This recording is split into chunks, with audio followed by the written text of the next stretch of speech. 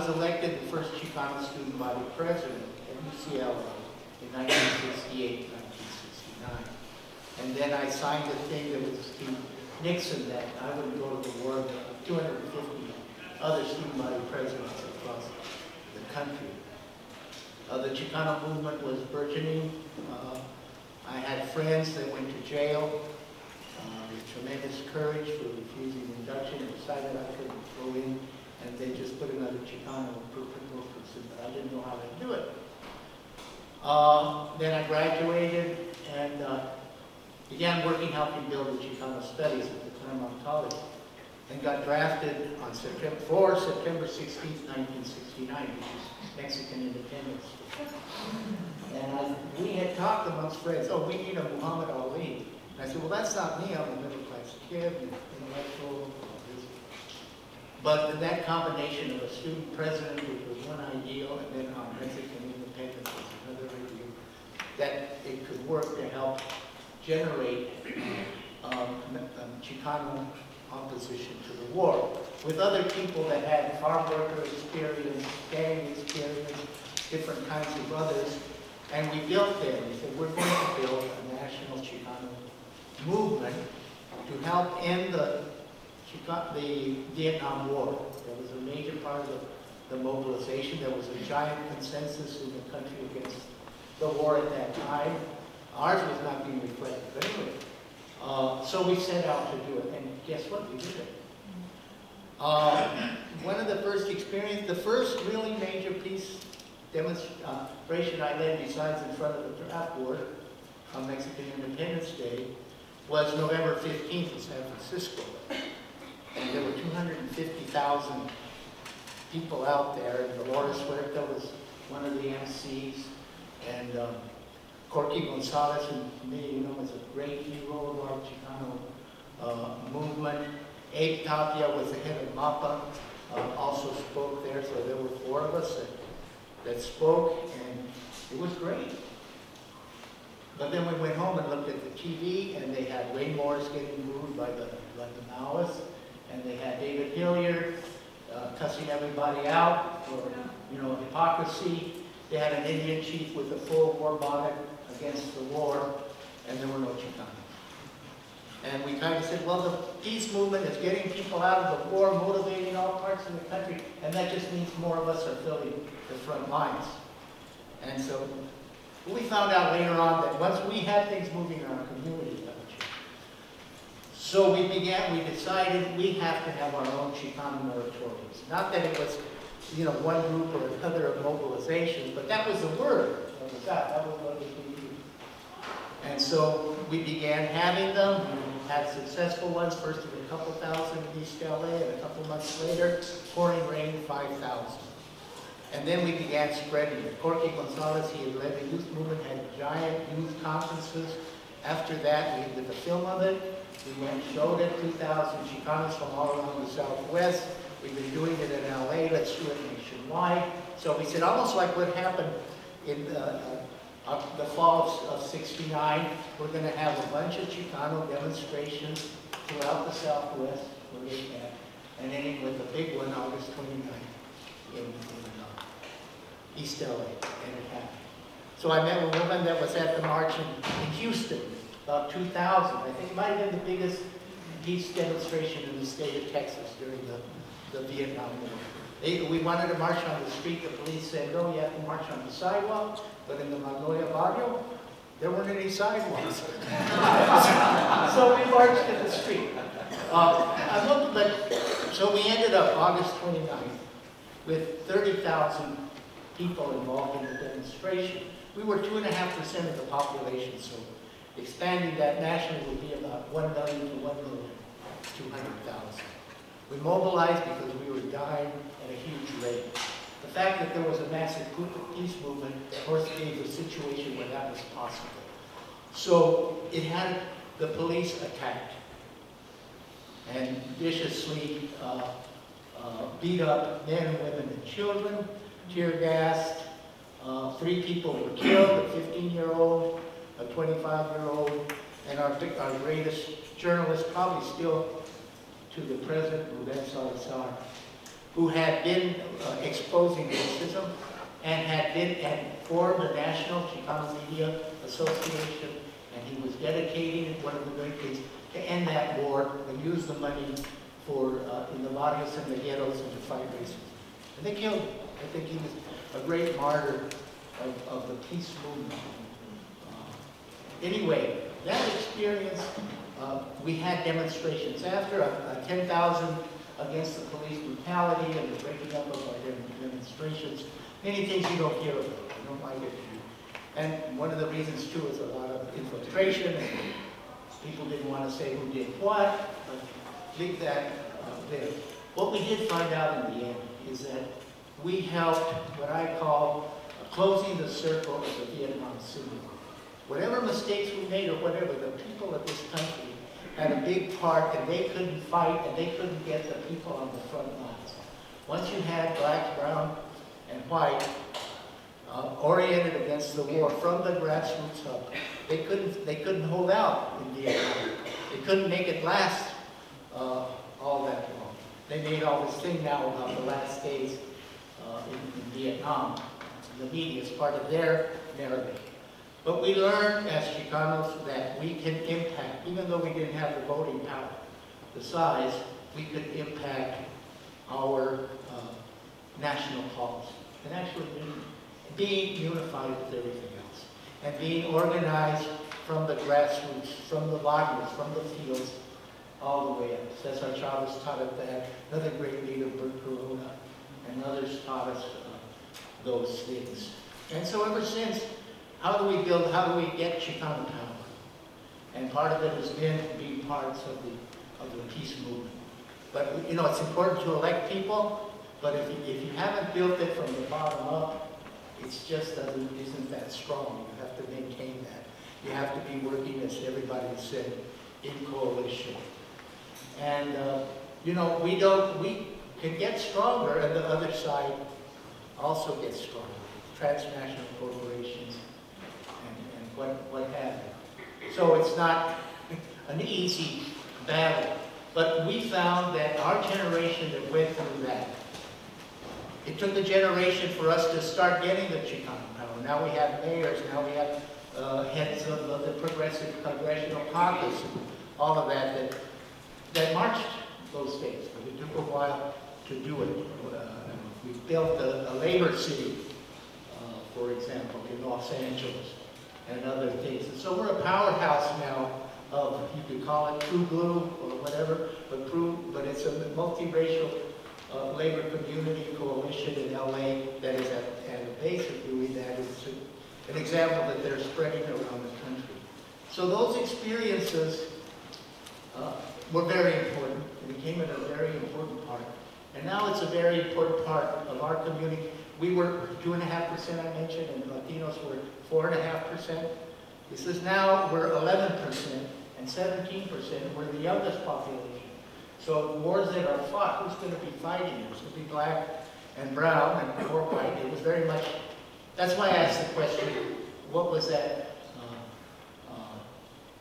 project 100,000? To make the poor and the minorities take the brunt in the war. And so we see future wars could be on the horizon, and we're carrying this forward. And using the Vietnam War as a platform for teaching why we need to take action. Thank you.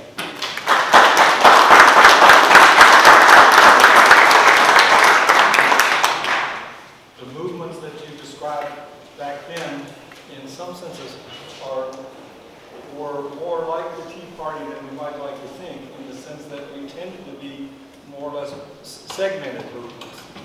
The civil rights movement was largely black. The anti-war movement at that time was largely white.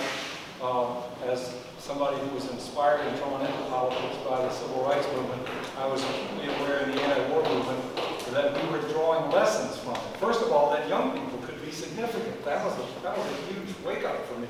I couldn't believe all these sit-ins and students were holding press conferences. But then later the movements segmented. The Tea Party movement is largely homogeneous. It would seem that our side would have a tremendous advantage in the sense that we have more, at least, introduction to ecumenical ecumenical movements now, and yet I think David Hawk is probably right that they're doing better than we are. Why is that? Does anybody want to jump into that from the panel before we open it up? I think it's because they believe in power, and we're ambivalent about it. But we always were. We were an anti-authoritarian movement. We were suspicious of our own leaders, not always for bad reasons, but we were, we were, our spirit was anarchist, not necessarily our overt politics. And so these folks who went to work, I mean, just a quick story, with some contemporary resonance. There's a marvelous book about the growth of the right wing in Orange County by Ellsberg. The John Birch Society and such groups in Orange County in the 1950s were the seedbed for the Reagan movement, first for the Goldwater movement and for the Reagan. And she recounts the story. In 1962, there was a right-wing Bircher or equivalent who ran in a Republican primary for governor against the moderate Richard Nixon. Nixon won. Many of the hardcore right-wingers from Orange County were furious and felt deeply disillusioned. And some of them thought that it was obvious that the Republican Party was closed to them, and what they needed to do was go found a third party. So one of the first things they did was to go to one of their prime funders, who was a man named Walter Knott. Those of you who remember Knott's Berries Farm, his enterprise. And they put it to him that he should fund their new pure right-wing party. And he said, "You're nuts. You're nuts. The game is rigged here in the United States of America. Two-party system. Roll up your sleeves, get back to work, take over the party." They did. We don't believe in doing that sort of thing, and it's so much worse for us. I would say that it is the biggest weakness of the current peace and justice movement and the work that we did for 8 years around the Iraq War, this disdain for electoral politics. Because unless you're able to organize a base and then channel, I think David used the right word, channel that power, that grassroots power into electoral struggle, we are not going to change the policies dictated by militarism and corporate influence. And I'd like to give you an example of why it's so important for us to engage in the electoral arena. When McCain was campaigning in New Hampshire, he organized a town hall meeting, which he was going to get all the Tea Party types, the libertarians to come, undecided Republican voters. So members of Peace Action and the American Friends Service Committee, white guys, disguised themselves as undecided right-wing Republican voters, went to the town hall meeting. And there were 5 of them spread out in the crowd, classic bird-dogging candidates. And one of them called on him, and he said, "Senator McCain, you're a hero. You fought and brought honor to our country in Vietnam. How long do you think it will be until we can leave Iraq with honor?" Reeled McCain in, because that's when McCain said, if it takes 5, 10, 100 years, we will stay there. Peace Action did that. Yeah. So what happened? That became the dividing line. It became the dividing line between Hillary and Barack. It became the dividing line between the Republicans and the Democrats. And so if we don't see our power and channel it, as David said, into the electoral arena, we will never do away with militarism and war. On this point of our attitudes toward power, which I'd like to hear,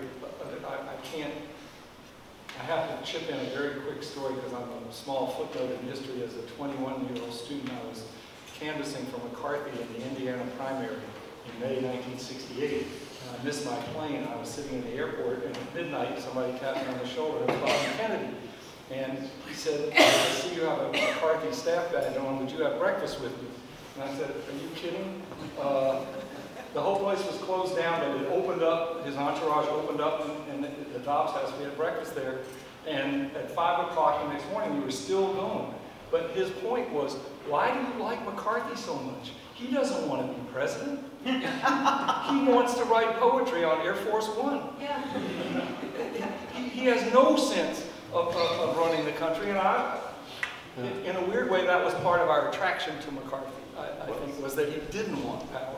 But it's a very difficult issue for us to come to grips with about power, about the nature of movements, because we always think of movements as something a little bit purer than power. And well, I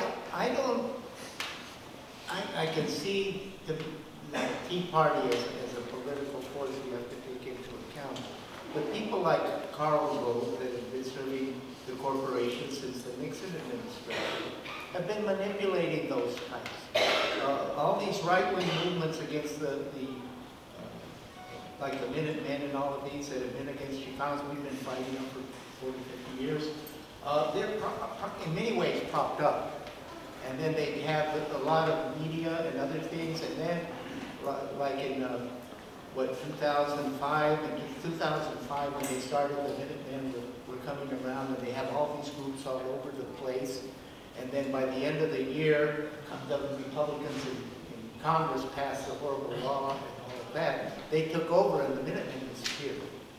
Okay, so I see that they don't really represent white Americans or even middle-class Americans, but they are set up to be a front for that, and they have the ideology, sure, Wayne Rand and all this. But they're not. There's no Tea Party that I know in the Chicano barrio or the black communities, even in the Asian communities, although they maybe some right things. It's not there, and it's 37% of the population now, and it's going to be 50% or whatever. And if we can get the House and find the different ways of doing it, the Progressive Caucus is going to be, they're scared to death of that, what that can do, with the Quad Caucus and all of those things. So I don't think we should feel like we're failing.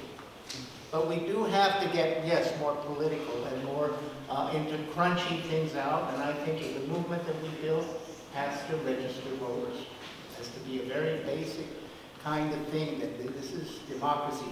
Any other way is going to end up very violent and very dangerous. what's another question to put to all four of you. What do you think is the relationship between a protest movement that's against something and an advocacy movement that is for something? And is it necessary? We don't often even advertise or examine the meaning of the word movement. From studying the civil rights movement, it's pretty clear almost everybody that got involved in the movement started with some sort of literally being moved, some sort of personal inspiration. But what made it grow was a sense of that through risk, you found surprising people that shared it, and that's how it grew. And in a way, you could be protesting something like that, but to make it keep growing, you have to feed it, you have to water it, you have to study it, you have to think about it, but you have to try to make it grow.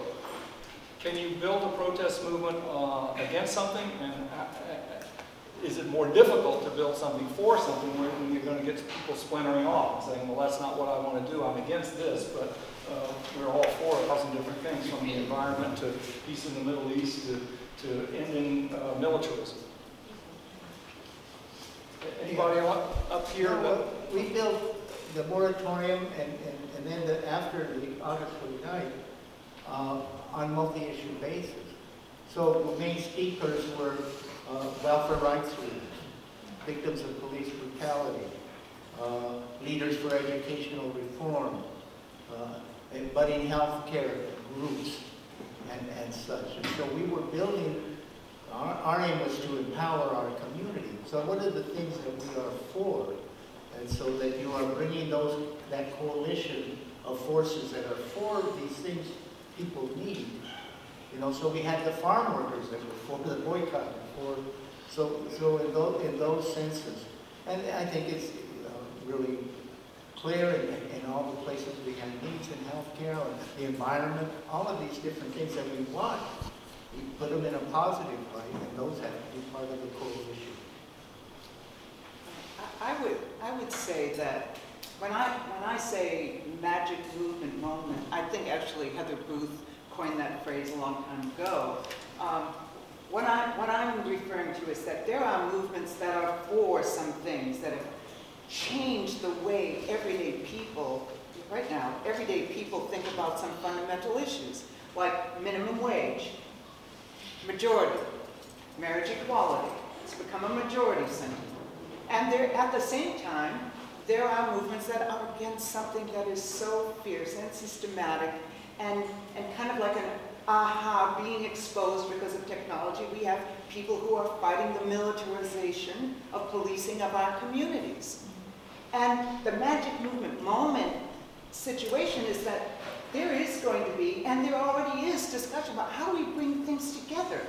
Because it's kind of like making fry bread. My grandma and my mom, I kept saying, how do you make such good fry bread? So well, you take a little flour and you never measure it. You take a little salt, and then you get that oil at the right temp. Well, what is that temp? You just watch it.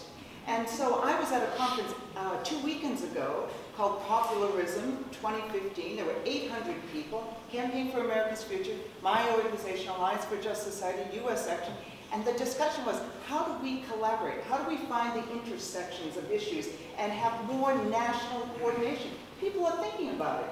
How it will play out to be determined by what's going on at the grassroots, and how we can broaden the political vantage point. Because when you narrow the politics, you become less able to move everyday mainstream people. And that's what we need for a politically empowered movement.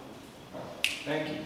Let's move to, I want to ask one quick question, but get ready with your questions. We want to spend the rest of the time moving through as many questions as you can offer briskly for the, do we have microphones traveling, or it's a small room, you can stand up and speak out. But I want to ask everybody briefly, it does seem to me that if this is a magic movement moment, that one of the things we might want to concentrate on, or do you think this is impractical?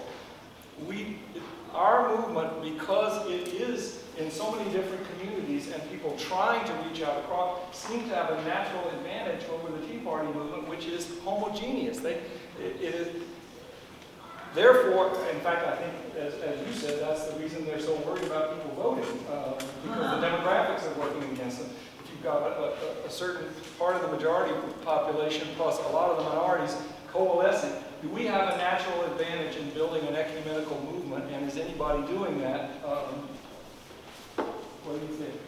Well, I think it's happening all over, and to me, one of the most exciting things is the Fight for 15 movement that's going in. It's all young people. I go to Peace or some other things, and there's a lot, 60 and over and whatever. So I went to get, we're signing up people to identify with our statement and all of this. And to find it, I found, first I thought, well, I can't, there's a lot of older people. So if we're going to have a Chicano peace movement in LA and beyond, we got to have everybody in it, Asians, whites, Jewish, everybody, because that's what was in it back then. But there were it was overwhelmingly under 30. There were plenty of 35-year-olds too that could come up to $15, but just so many young people. And some you could recognize are on the mechas on the campuses, but others are down home, Chicanos and blacks, that are single mothers that are 20, 19, or young people who are looking for some way to pay their bills. So there's a strong movement that's there. There's so many in the environmental movement and all of these other things you're beginning to see. Well, I'm a senior citizen, and so I have great amount of faith in the youth. I spoke last month at 3 4th grade classes. I just got thank you notes from 35 of the students, and it's beautiful. They're concerned about the environment. One of them says, Chicanos need freedom, not war. From learning about the history.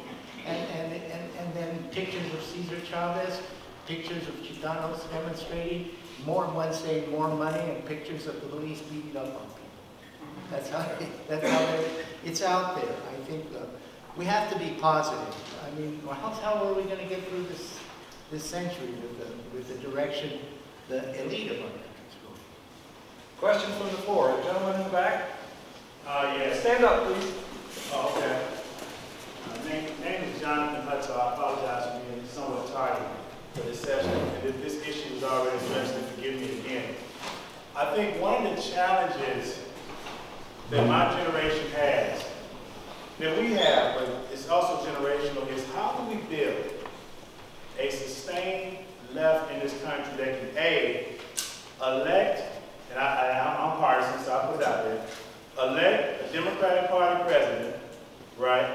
But we can still challenge him or her on the issues when needed. Yes. Not when needed. In fact, it's a must.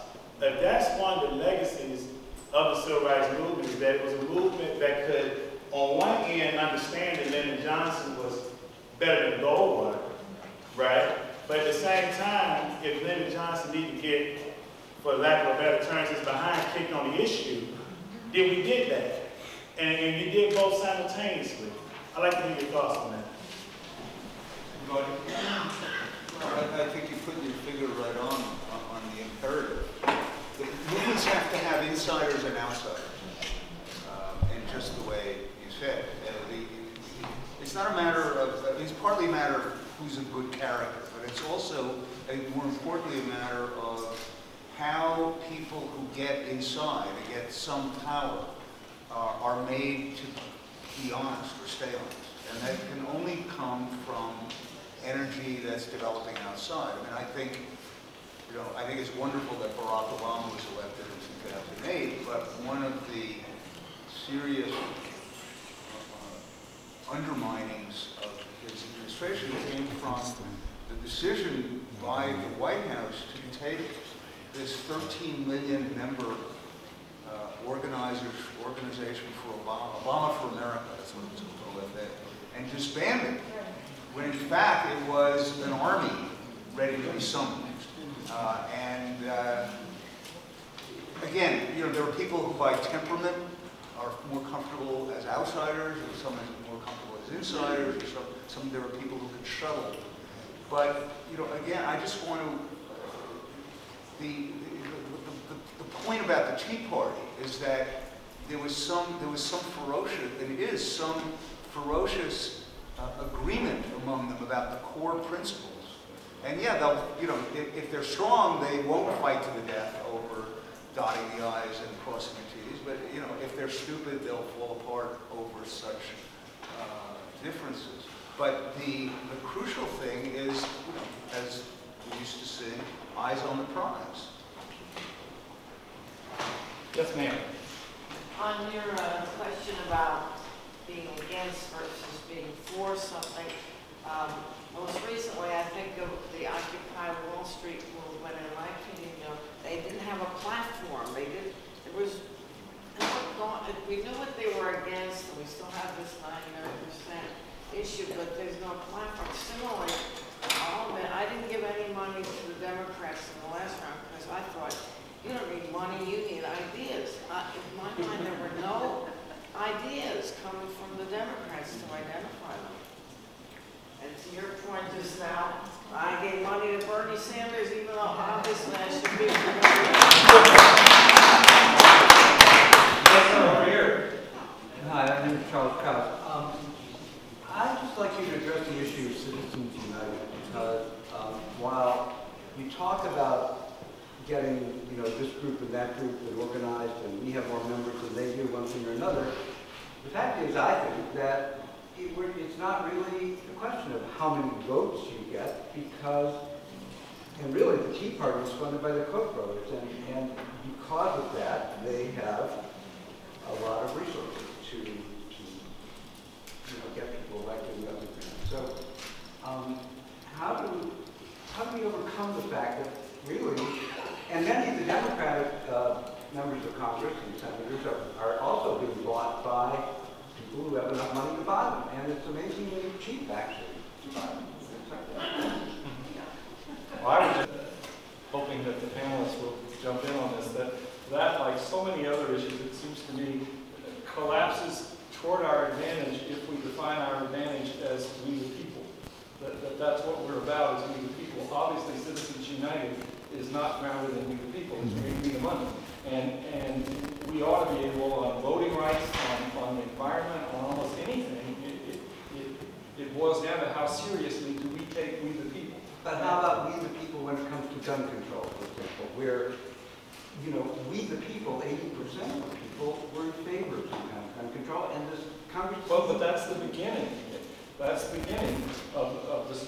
That's, to me, the great thing about the Civil Rights Movement. Every failure, the most outrageous failure, was not the end of the argument or the surrender to cynicism. It was the beginning of an all-night meeting on what can we do to turn this around, because we know the people will be on our side, and how do we make that effective?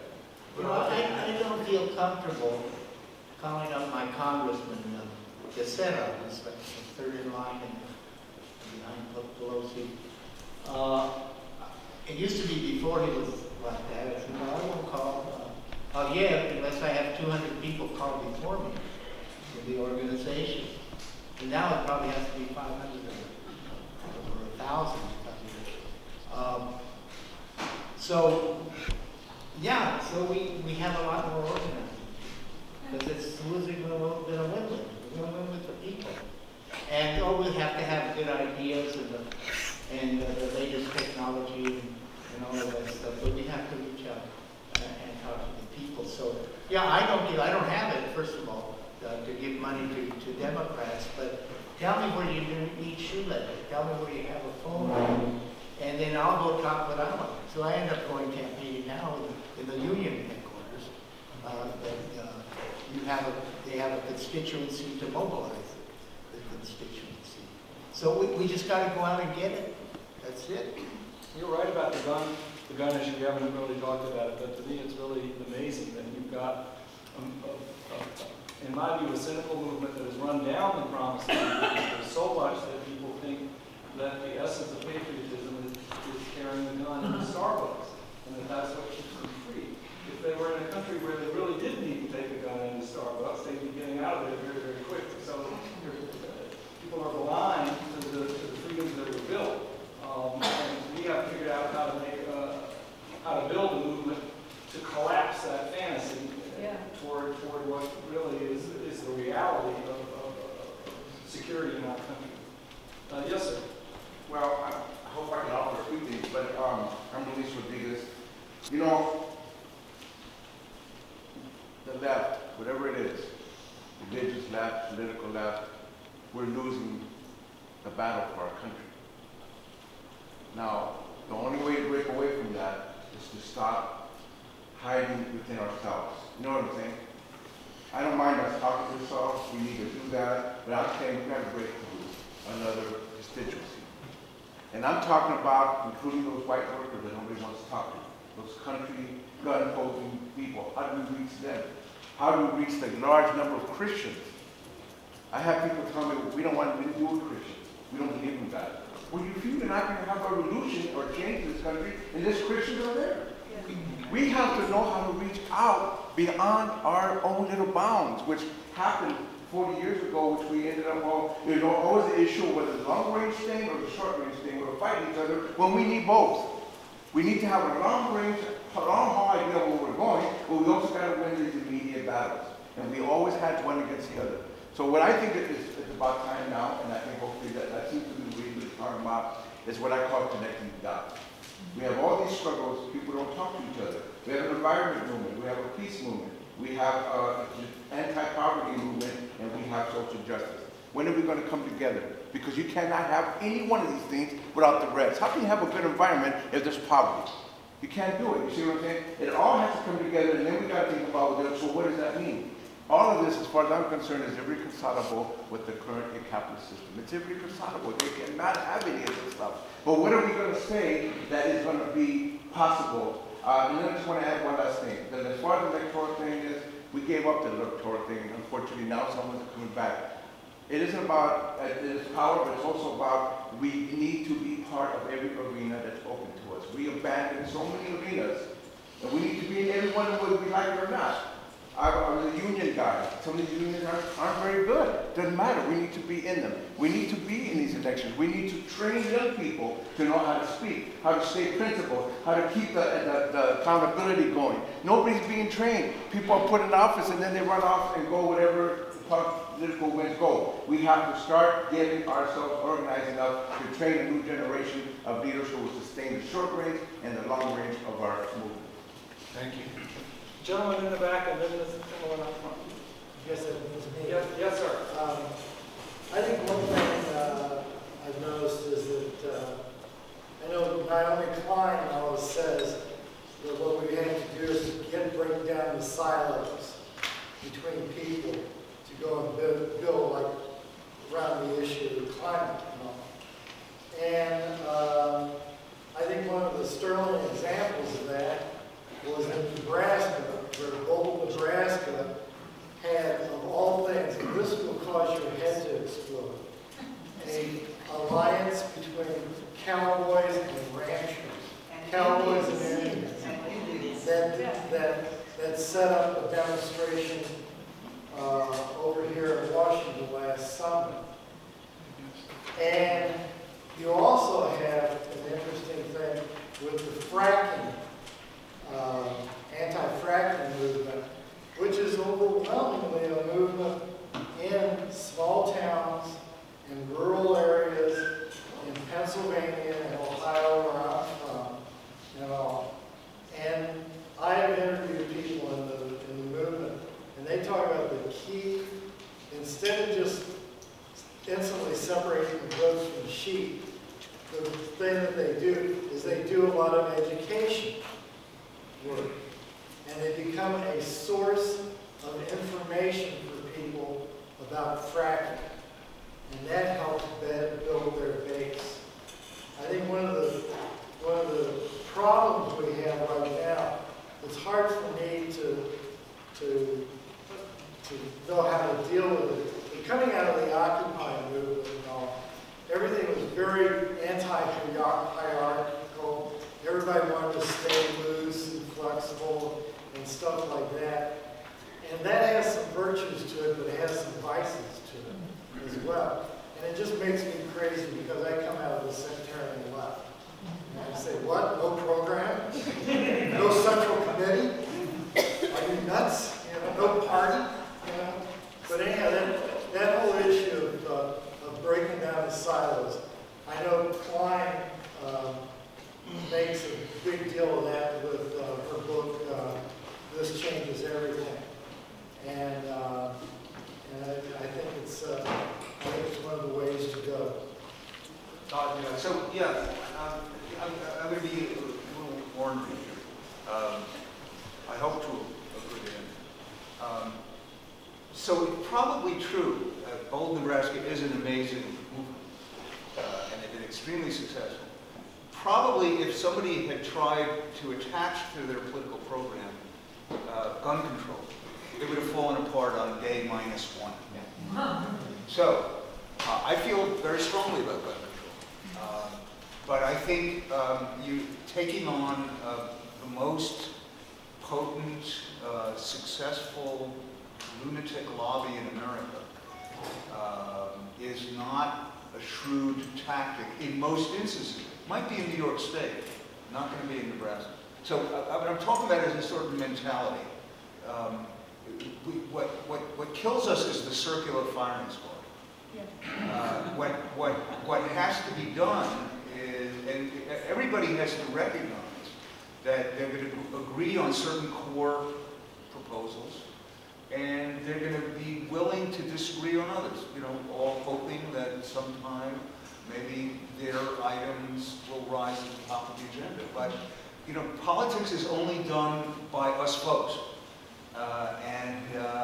And that means with all our imperfections and disagreements.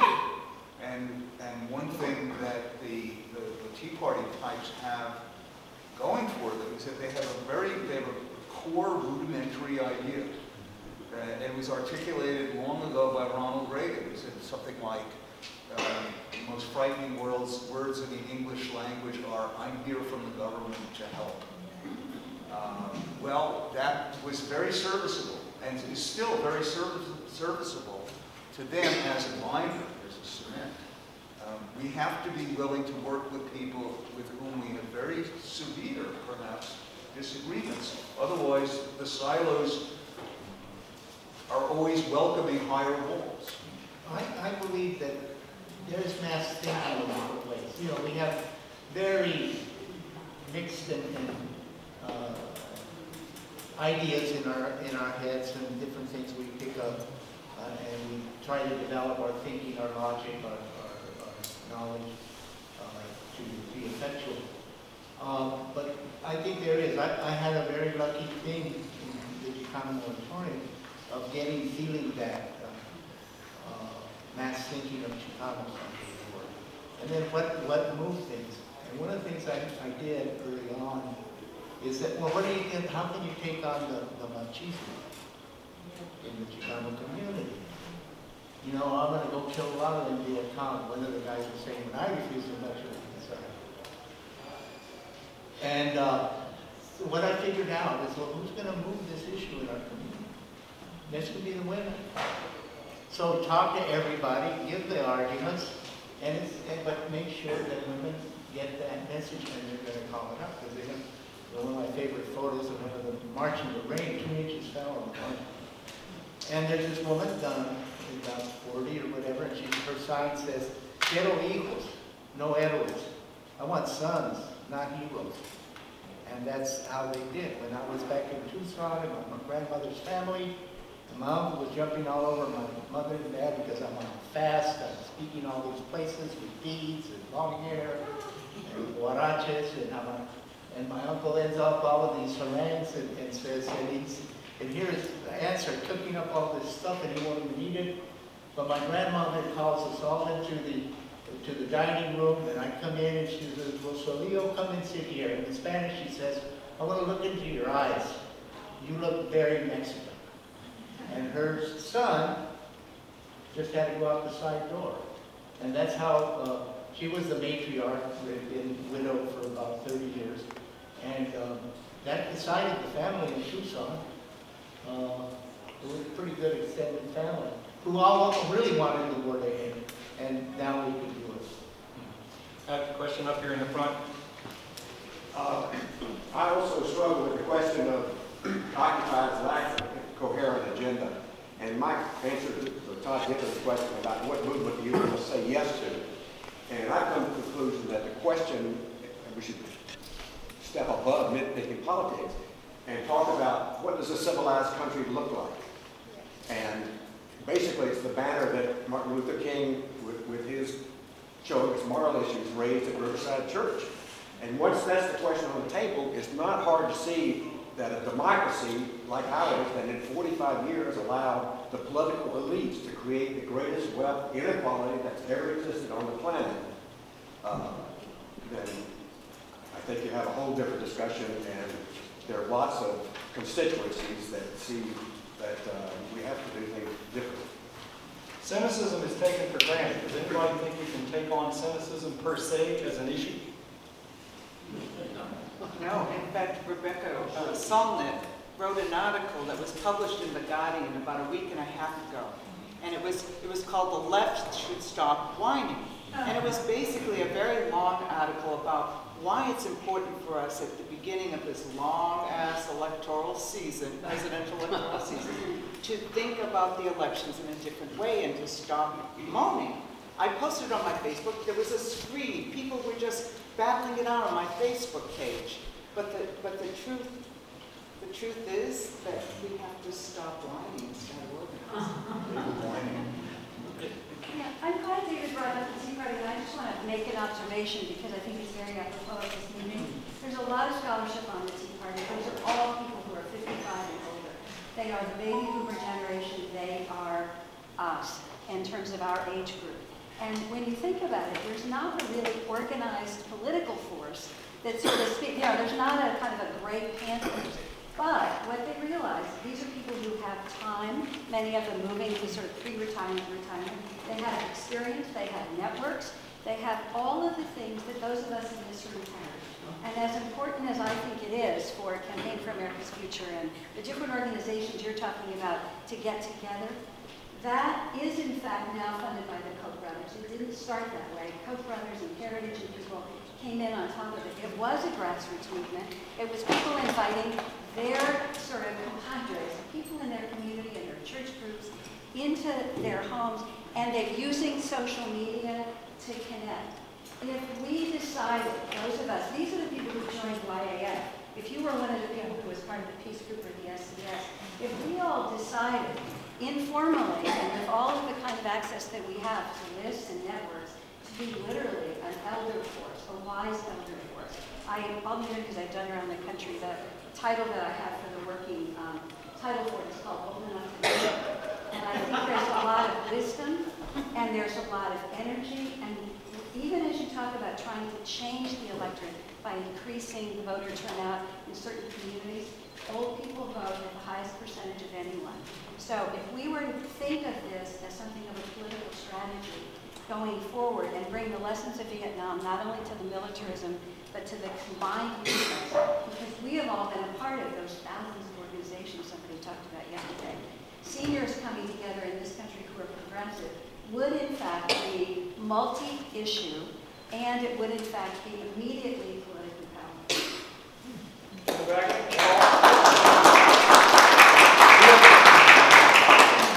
We have 10 more minutes, so and we've been getting a lot of points, not so many questions, but that's fine because people are raising good points. I think there's a lot of what I think is basically the country's situation. There's a lot of percolation going on. It reminds me of the 1950s. And Paul? That's kind of like the lines of the question I want to ask. I do have a question. I'd like you to speculate on at least one aspect of the possibility of the emergence of a new left in our country in the years to come. And that is whether there's anything analogous about today to the last time. Remember when the last new left emerged? So if you read the Port Huron statement, which I believe you're familiar, it's imbued with the sense that things could be different. The opportunity for change far greater than the forces at that point to make change happen. Organized forces to make change happen. Not as developed as the sense of possibility, the sense of opportunity, the sense that things can be different. So today we have, since the Occupy movement and since other things, the awareness of and a strong sense of what's wrong in America, of inequality, of injustice. That has, for the time being, outrun our organizational ability to make the most of it, in my opinion. But maybe that changes. So tell me, do you think that we might be on the threshold of some new opportunity for the left? Is that for me or for the panel, I hope? The panel, anybody want to jump in on that? Are we on the threshold of a new movement? Are we, is this like the 60 or 62? The Port Huron Statement was 1962. The sit-in was 1960. We had gone through a lot of percolation after, remember, that's 6 years after the Brown decision. It took 6 years. Nobody had any idea that it was going to be college students sitting in lunch counters. All of a sudden to catalyze things. David? Yeah, well, it may be hope exceeding